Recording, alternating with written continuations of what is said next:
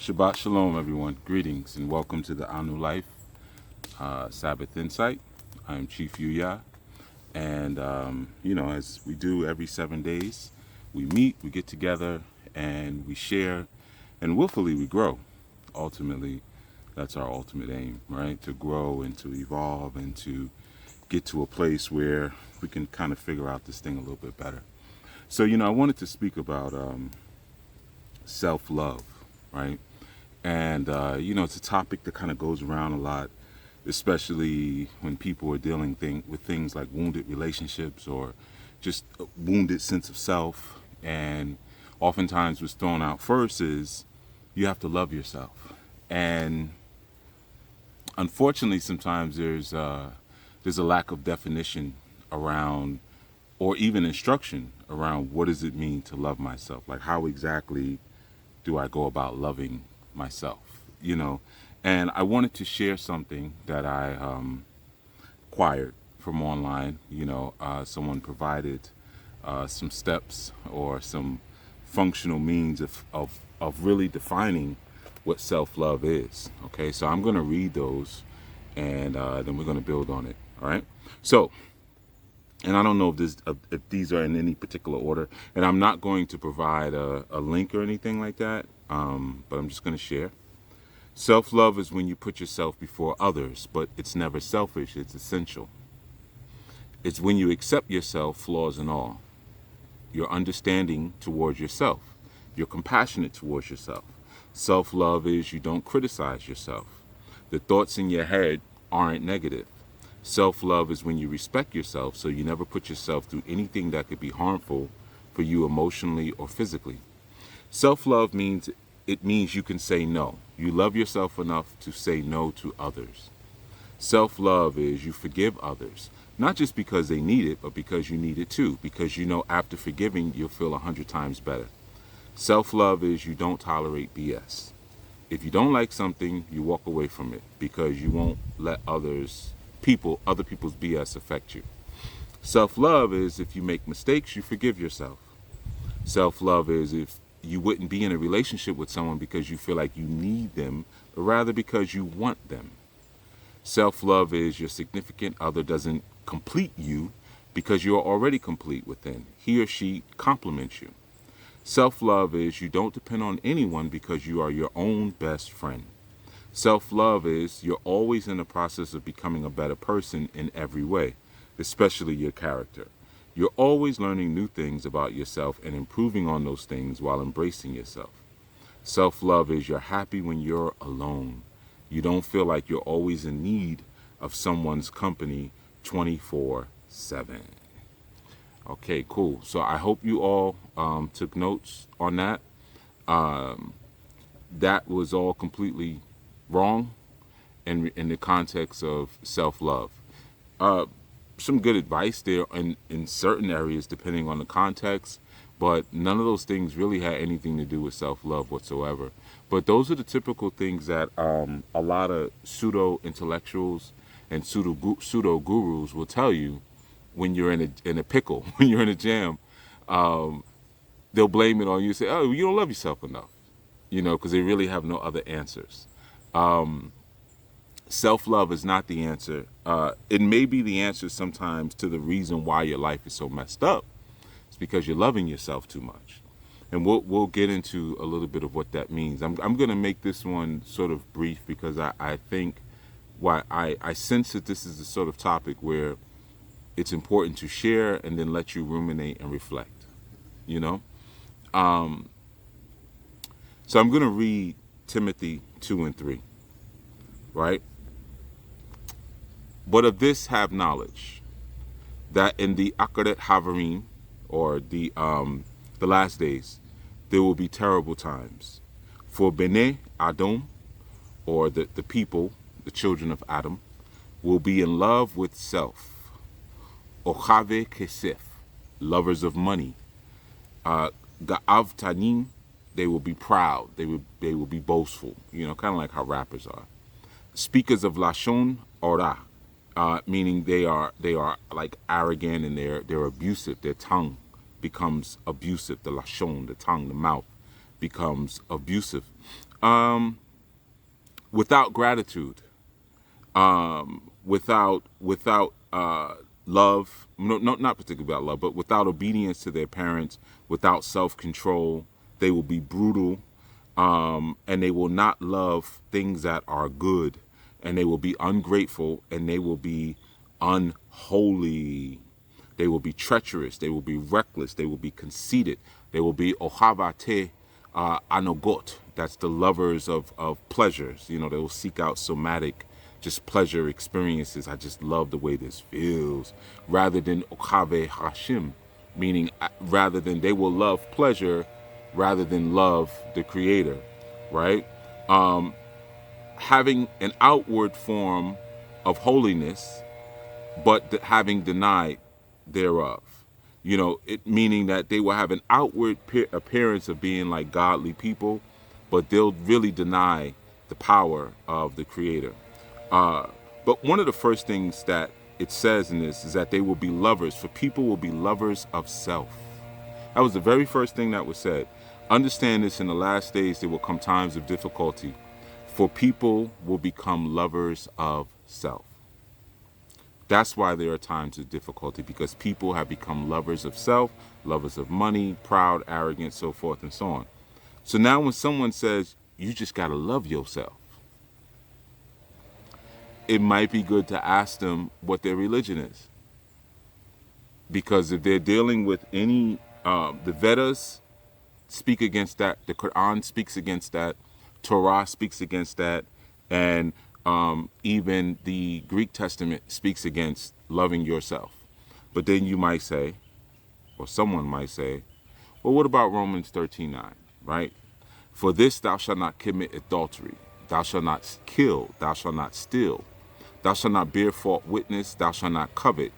And if there be any other commandment, it is briefly comprehended in this saying, namely, thou shalt love thy neighbor as thyself. So if we flip that around a little bit, it sounds like, well, I'm supposed to love myself. And then maybe once I learn to love myself, then I should love my neighbor like I love myself. But that's not what it said. Love thy neighbor as thyself, right? So that could also be interpreted as love thy neighbor as I would have loved myself, but give it to that person. And I'm going to show you why we know that's it. Not just to mention it already said that in the last days people will be lovers of themselves instead of the creator. But we'll get into that a little bit. Just looking, and I'm going to look at this list while I speak, the list that I read to you when we first began. And like I said, I don't really want to put a name on it because I don't want you to think I'm trying to disparage any one person or anything like that. I am disparaging all New Age self-appointed teachers and gurus who spout that foolishness. And there's a reason why they do, and I'm going to tell you why. Love does not emanate from individuals. That's not where love comes from. So people will tell you things like, you can't love anyone until you love yourself. And then when you love yourself, you can then send that out to other people. But what you'll find is that no one, it's almost like the death experience. No one has gone through that and came back and said, hey, that worked for me. You'll meet people who have been on a 10, 15, 20, 30, 40, 50 year journey of learning how to love themselves. It doesn't take that long. It doesn't take that long. When you have a child, how long does it take to learn to love that child? Right? For some, it's when they first look at the sonogram. They look at that sonogram and they, oh my goodness, or they hear the first heartbeat. You know, or when they have the imagining of the child in their psyche. You know, some people, they want children so badly, they talk to their unborn children and, oh man, I'm going to name this one this, and we're going to do this type of activity, and they're going to call me this, and I'm going to call them, and the love begins there. Love is something that pours in from the universal space, and it pours over and into humanity. It doesn't pour out of humanity. Humanity is not the originators of love. Okay, so it pours out of that. I'm just looking at this list while I'm speaking because I'm essentially going to sort of answer the list while I'm speaking. Love is devoid. It's absence. It only exists within the absence of I, or in the absence of self. So when we say things like "I love you," in truth, most of the time that is a fictitious statement. Most of the time. And I know that may be rough to hear because sometimes it's so fun to say it. If it's someone you really care about, it's nice just to say, I love you. I love you. I love you. I love you. I love you. Because these are the terms that have been programmed into us by Babylon as to be important. Because like I said, most of the time when you ask a person, what does the word love mean? They can't tell you, but they'll use it all day. Or someone will treat you terribly. And when you want to escape from that person, they'll say, but I love you. What does that mean? I care about you. Or you'll get a list like this where it means I respect you. No, that's something different. Whether you're reading the Vedas, and in particular the original, the earlier Vedas, or other like just esoteric sort of information, they all tell you the same thing in regards to, within the context of love. And that's love occurs once the self is denied. So true love is the denial of oneself.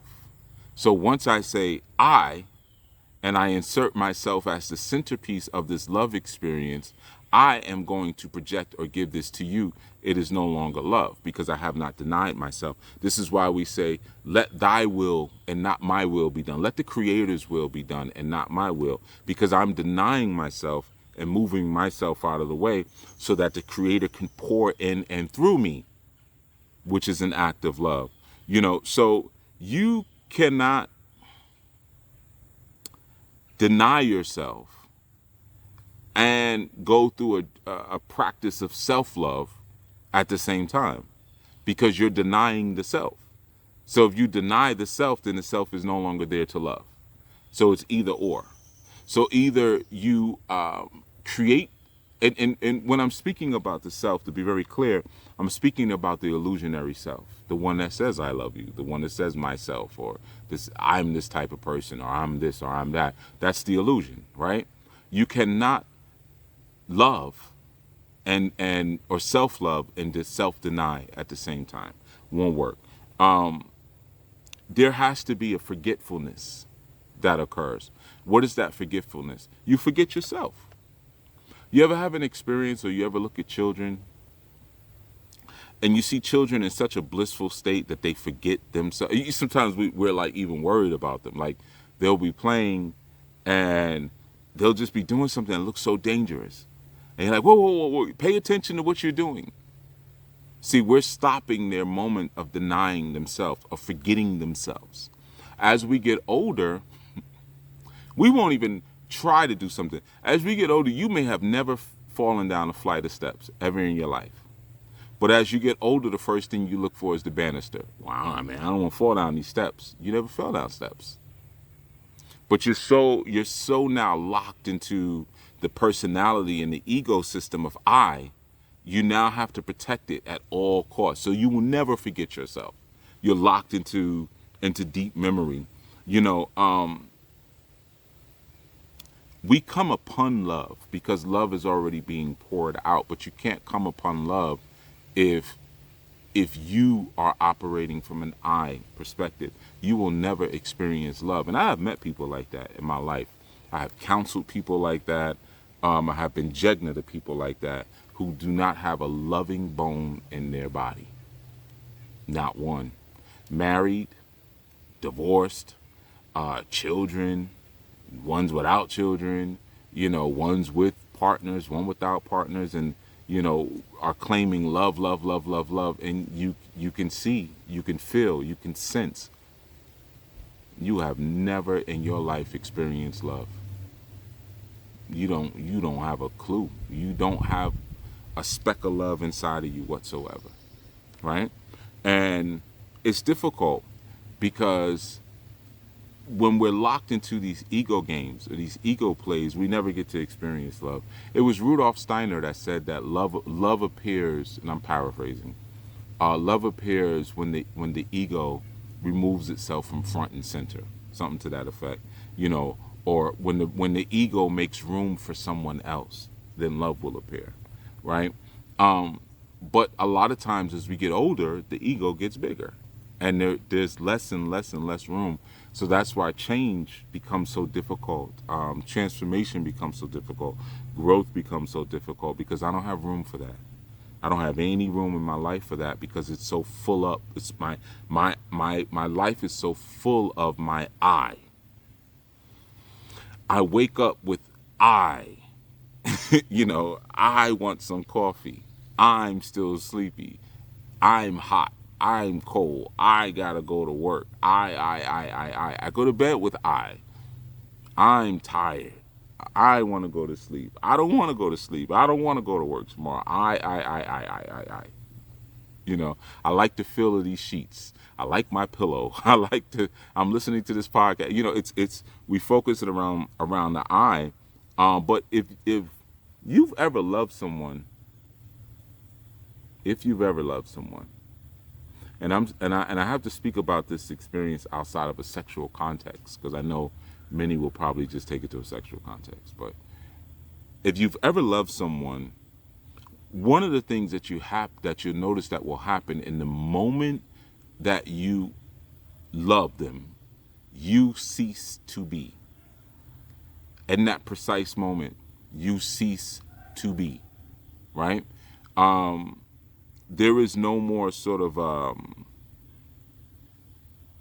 there's no more sort of search for the pleasurable feelings of love or the delightful feelings of love. And I'm saying these feelings of love, but it's what we've been programmed that it's supposed to feel like. But if we can truly affirm sort of that experience of love, you'll notice that there's an immediate negation. There's immediate forgetting. There's an immediate disappearance right in that moment. Yourself then comes in later when you're reminiscing on that moment of negation. So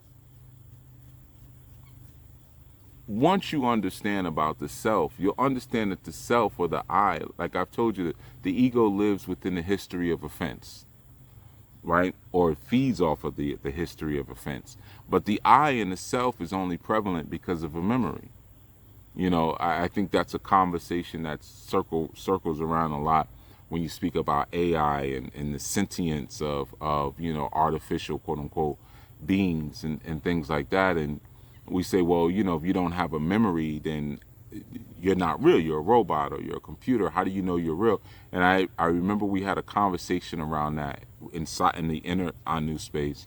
And one of the brothers said that, you know, he said, well, I'm real because I have a memory. And I said, well, a computer has a memory too. You know, so it could say the same thing. And theoretically, the computer may have greater access of or greater capacity to recall its memory than we do. Right? So does that make it even a better human? You know, so you'll find that that the I is where your history lives in.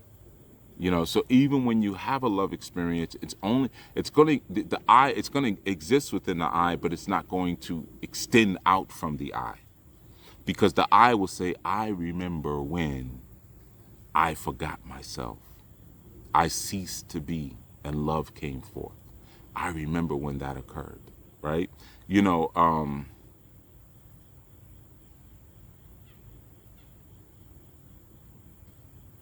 the truth is, you know, as I'm like looking at this list,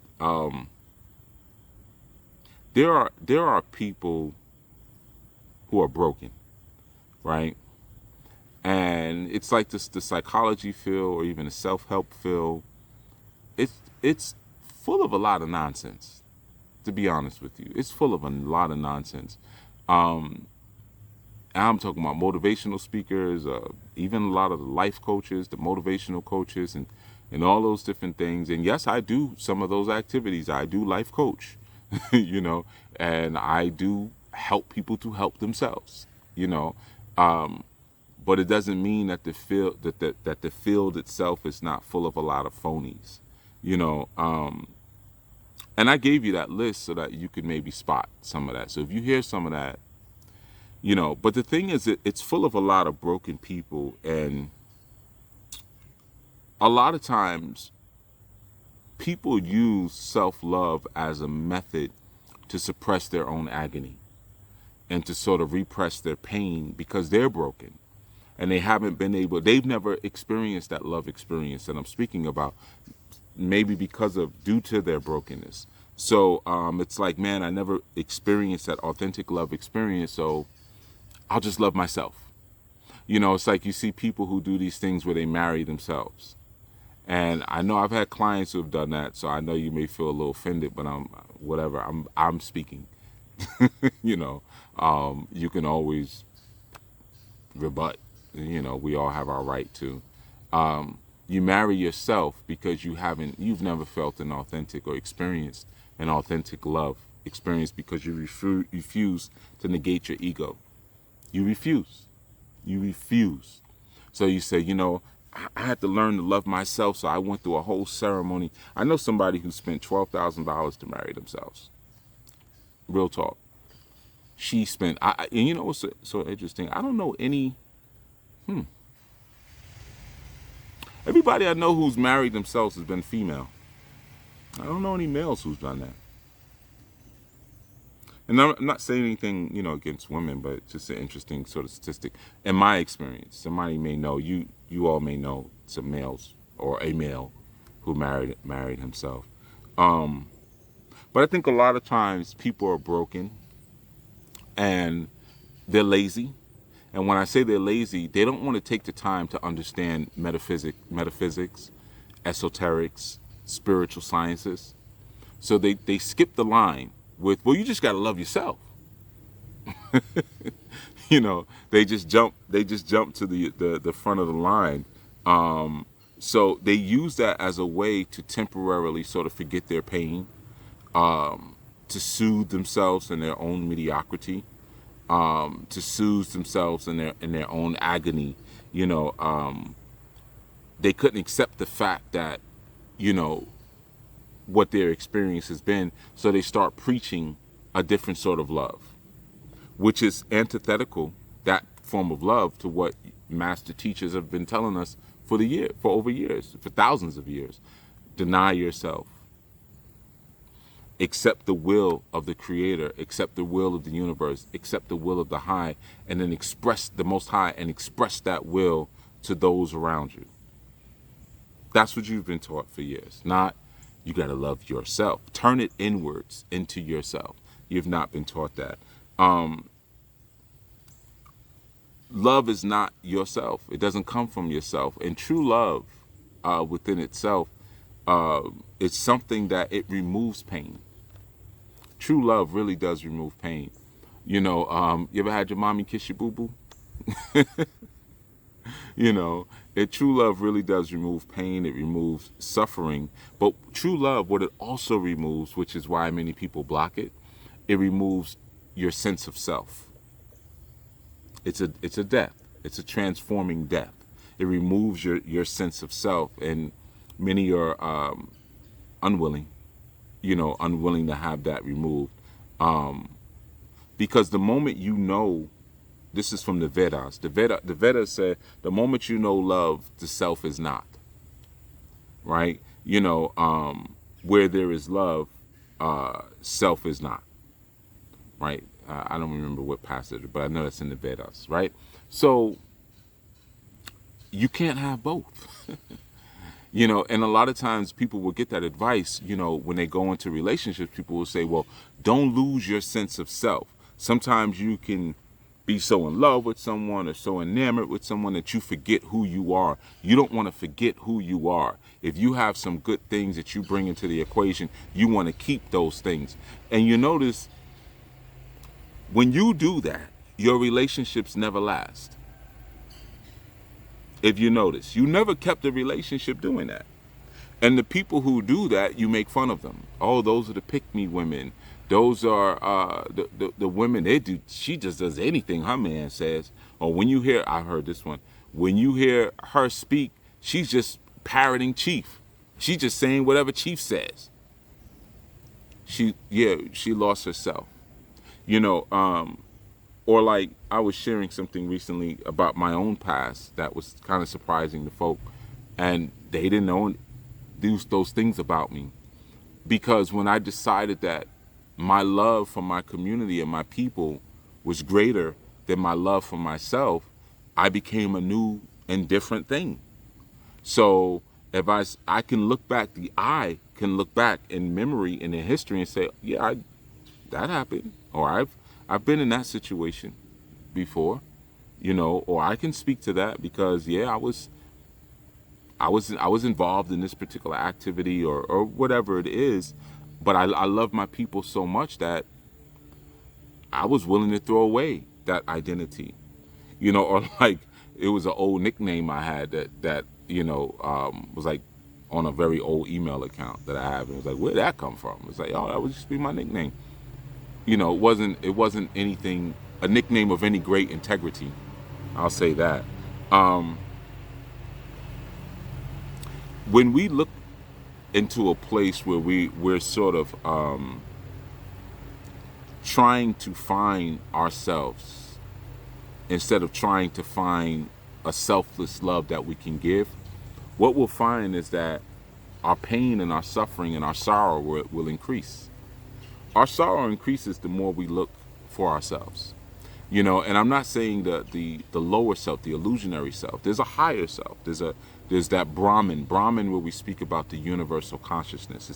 It's a more all-pervading sort of consciousness. And then there's the universe. Then there's the individual self, right? A lot of self-love advocates, you know, or pseudo coaches, pseudo gurus, they sort of use that philosophy because they don't have a sense of selflessness, right? Because most of the time they're selling their services and their wares. But not to say that selling something makes you bad, but if you think about somebody who creates great art, whether it be visual art or audio art or 3D art or whatever art, it could be decorating a home, it could be the way they dress, it could, you know, there's so many different forms of great art, body art. One of the things or the way that they generate art at that level is through selflessness. When you see an artist and all they talk about is themselves, you know, or every song is about them, their art is usually never that great. It's never really that pristine. You know, it's through selflessness that masterpieces are created. You know, it's like when the Elohim negated itself, I'm going to blow my wisdom out of my mouth into you. I'm going to take away from me. It's going to be about you now. Now you create this masterpiece known as humanity, you know, which is a negation of the creator. Because the creator negates itself and says, I'm going to take away from myself. I'm going to die a little bit. That's love. I'm going to die a little bit so I could create a whole bunch, right? It's very similar to the orgasmic experience, as we call in different systems like Buddhism, the small death. I'm going to die so that creation can come forth, right? There's so many different things in that, because then you can also look at like the dragon Tiamat, who eventually is really the earth, you know, body was later formed the newer gods as well as the earth, you know, the dragon Tiamat, right? So there's so many different forms of that. One thing dying so another thing can rise up. But the truth is, when you get into this space where self-love is your focal, and you kind of get into a space where you love yourself too much,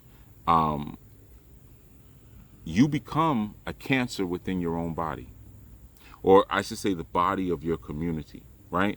You ever have like a crew, you know, and we all sometimes got like a friend crew, right? And it could be 4 of you, 5 of you, 3 or more. And you got that one person that whenever they come into the room, they're just running their mouths about themselves. Oh man, let me tell you what I did. Let me tell you that. Or anything story you have, they'll listen just to relate it back to themselves. And they become like the open wound of your crew. Or it could even be a family. It could be like you have a brother or sister or uncle like that, you know? And it's like, man, you just really don't want them around. And they create trouble, because trouble always happens within an organism when one part of that organism loves itself more than it loves the others. Then now issues ensue, you know. That will happen within a nation. That will happen on a planet. You know, that's the root of tribalism, you know, to some degree.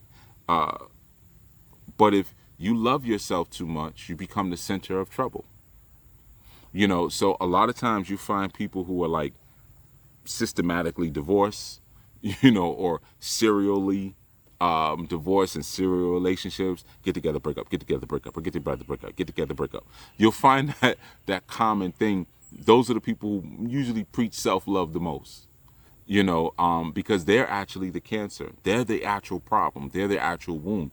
And it's the same thing in any society, in any community. When you have someone who loves themselves more than anything else or anyone else, they create all the problems in that community. They're always the problem. Every single time. And I know there are many people who will hear this and be like, you mean to tell me I'm not supposed to love myself? Let me give some guidance to those of you who find yourself in those situations when you're communicating with folks like that, and you're kind of like, man, what I say that and this person says this. Deeper information or deep wisdom was never meant for the masses. It was never meant for the masses. The masses are not supposed to understand what you're speaking about all the time. And I know sometimes that could be frustrating, because sometimes your loved ones are a part of those masses, and we would like them to come along with us and whatnot. But there are people who are not able to move beyond their own dogmas, or beyond their own beliefs, beyond their own religions. They're not ready to be selfless. They're not ready to be self-forgetful. They're not really ready to be sacrificial, you know, of themselves. This understanding is not for them. It's not for the people. It's for the people who are striving to do those things. You know, I have people who have come in and out of my own community many times, and that's their point where they stop. And a lot of times it's this. I'll work with them. They'll come in. I'm helping them out, getting their life together. Things are coming together. You know, relationship with family is better. Credit is better. You know, money is better. Spirituality is better. Their ritual systems are better. Living situations better. Go on and on. Everything's better, right? Their connection. They're even speaking new languages. Their connection with the Creator, connection with nature. And then someone else comes in, and it's like wash and rinse, repeat. You know, I repeat the process with that new person, and they look over. Now they're angry. They're upset. Well, why are you working with that person over there? Because, you know, when they first came in, you said that they were lazy, or you said that they were mean, or this and that, or why are you working with them? Well, you're lazy and mean too. Said the same thing about you when you came in. I got to identify the issue so I know where to work. You know, they'll start looking at other people, and instead of saying, let me remove myself, they're saying, now I'm going to get less. There's someone else here who needs to be loved, someone else who needs to be served. And instead of me saying, let me jump in the fray and be a part of this experience and let love pour through me, as love poured through him and poured onto me, let me now pay that forward to the next person. Now they start going into the I and myself. Within a couple of months, I get the email.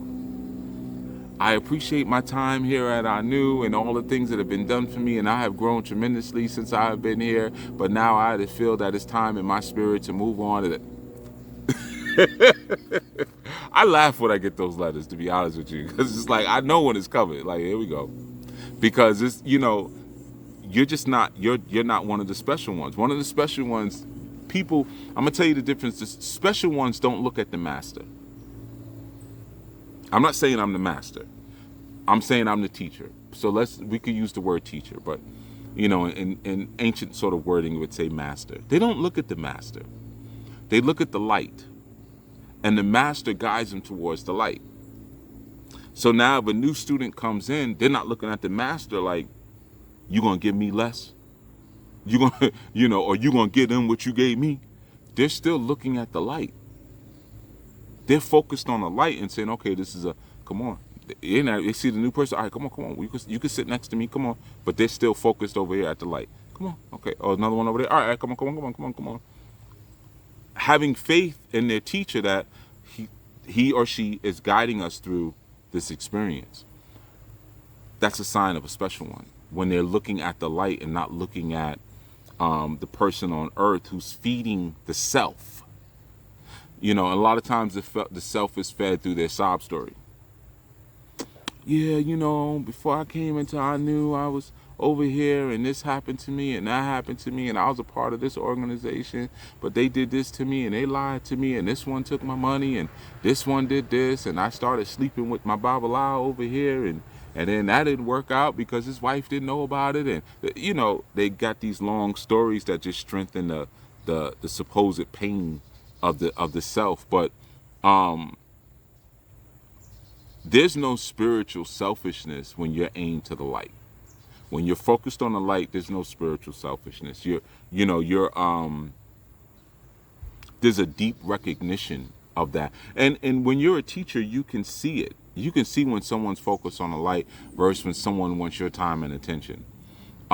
Even in this community, anytime I've pulled away time and attention, sometimes because I got to do something for my own family, that's when people start leaving. Well, Chief, you're not as present as you were. What you think I'm your butler? You think I'm Alfred and you're Batman? You're supposed to be focused on the light. I'm supposed to be able to dip in and out and like readjust what you're doing. Okay, you're meditating like this. All right, we'll just try it like that. Okay, I'm out. Keep working.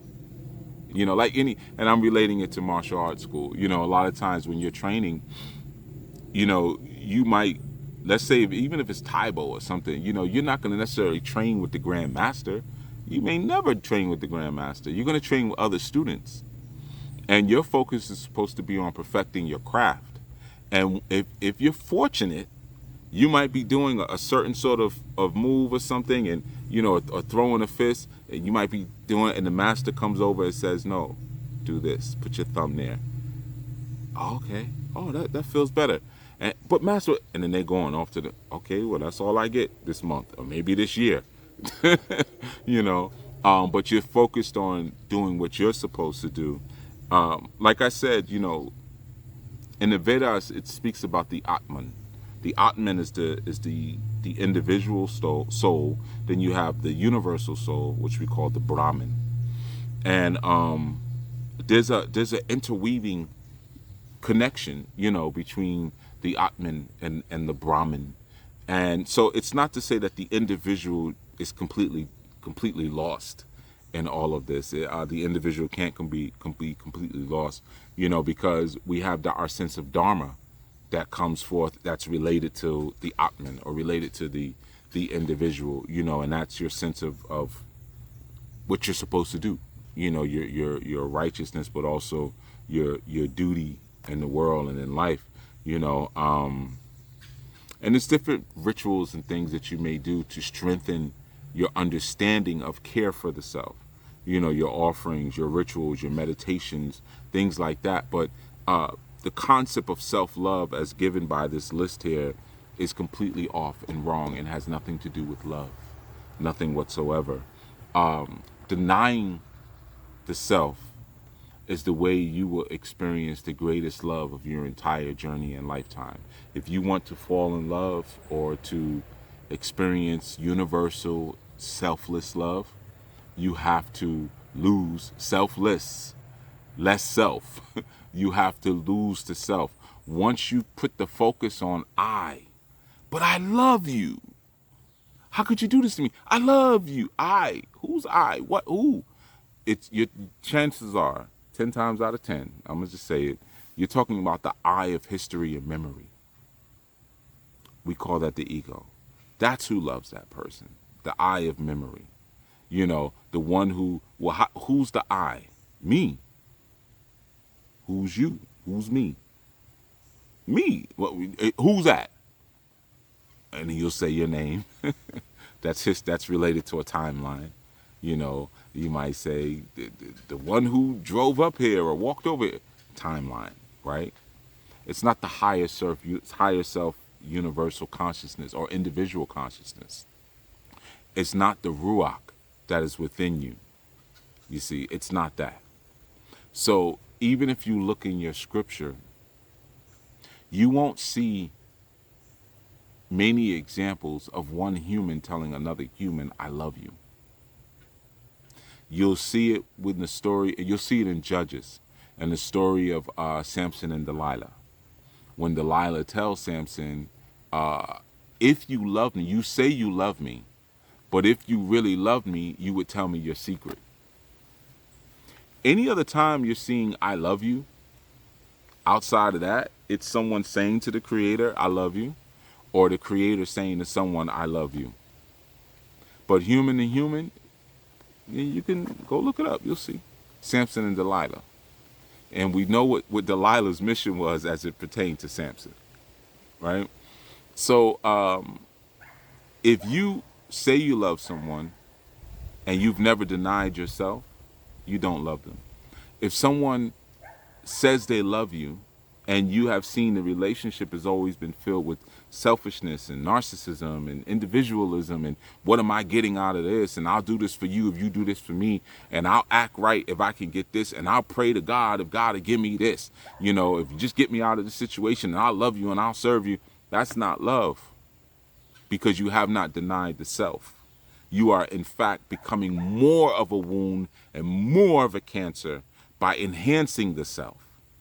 Self-love creates sickness, not only for yourself, but for those around you who are connected to you. It is a disease. And again, like I said, there will be plenty of people who will disagree with you on that, but everyone was not in the mystery schools. You know, and I tell you that so that you can sometimes save some of your frustration. A lot of times people speak to me about some of the conversations, quote unquote, that they have with family members and friends when they're trying to share maybe even some of the Anu information. And they're like, you know, I understood it and I'm telling it, and they just sitting there arguing with me. It's not for them. Leave them alone. Stop bullying them. Stop torturing them. It's not for them.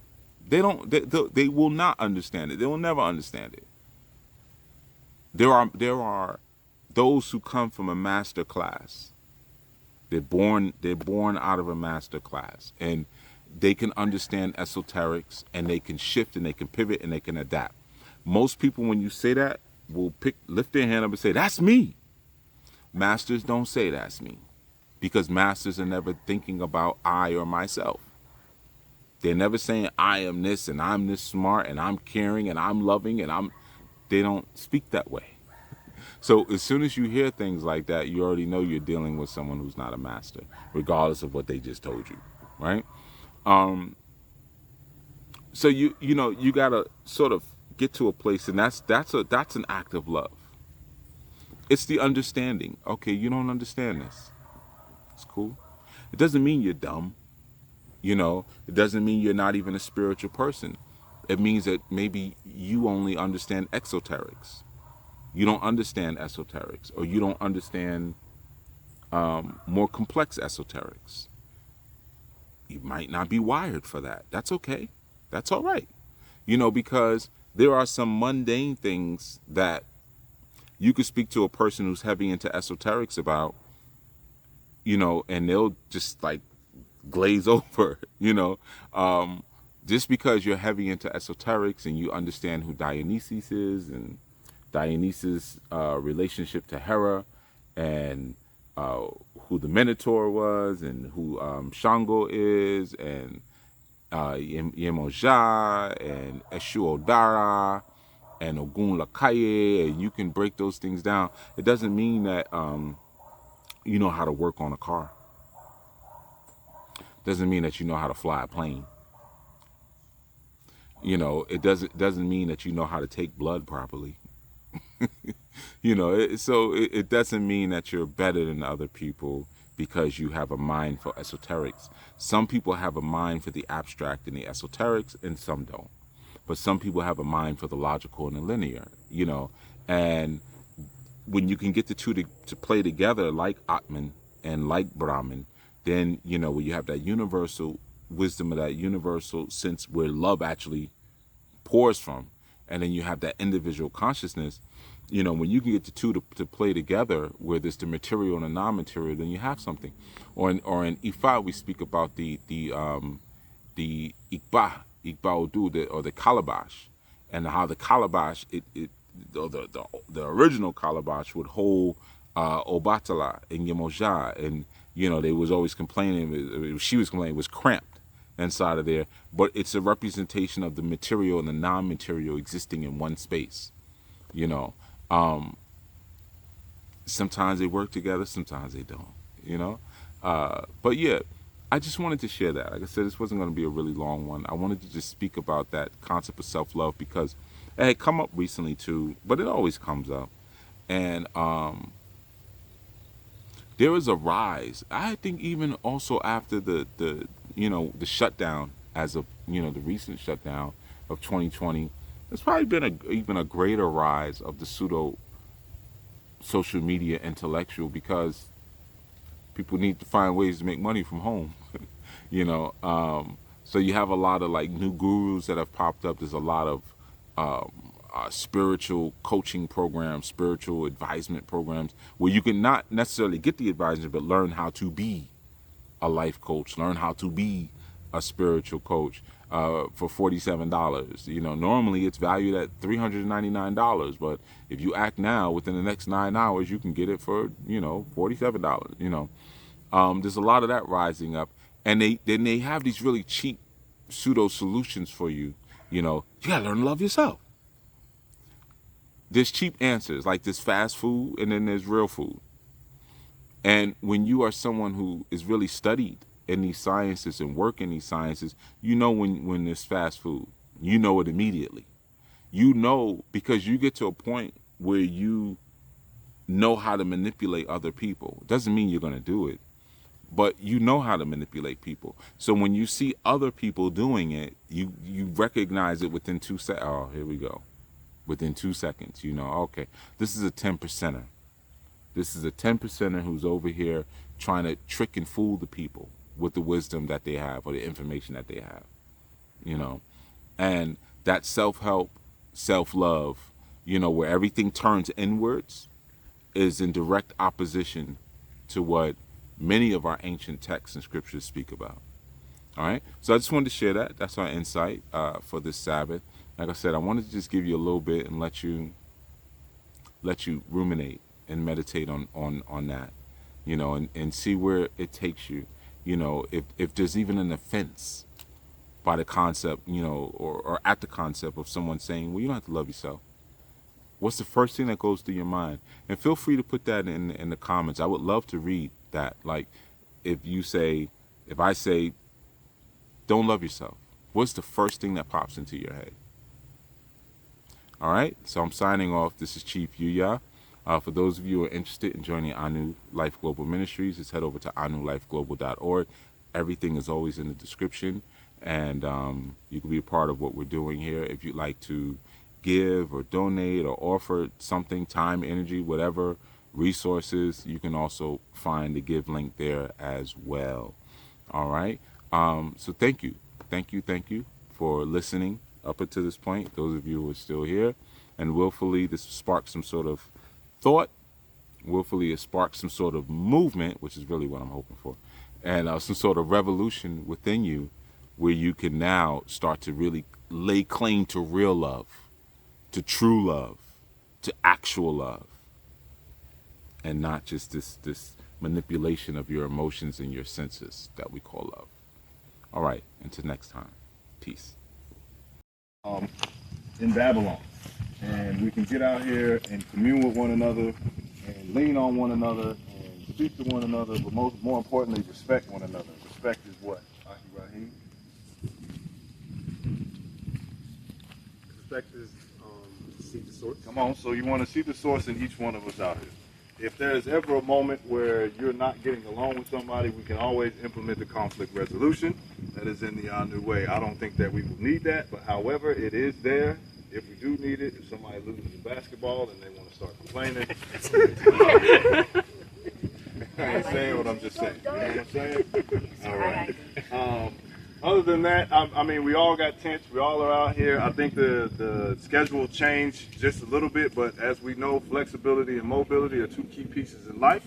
So as long as we implement that anywhere we go, then everything will be just A-okay. It is only when we crystallize ourselves in what we think something should be is when we start to bring calamity in our own lives, right?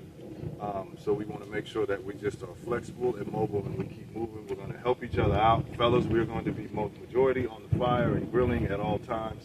So if anything needs to be done, we just make sure that we're willing to jump in and help before it even